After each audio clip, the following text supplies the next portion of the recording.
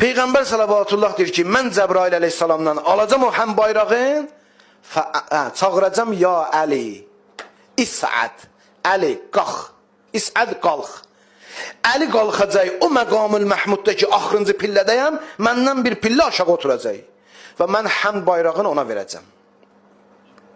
Sonra və cəər rizvan, o ridvan, cənnətin o xazini olan, qoruyucusu olan, cənnətin açarları əlində olan mələk ki adı Rizvandır.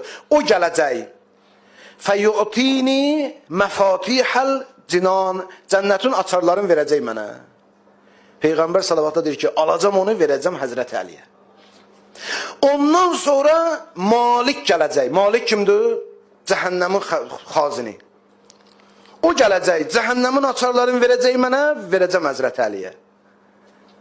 Deyəcəm ki, Əli, sənsən qəsimul cənnəti və nar. Sənsən cənnətlə cəhənnəmi bölən Allahın izni ilə.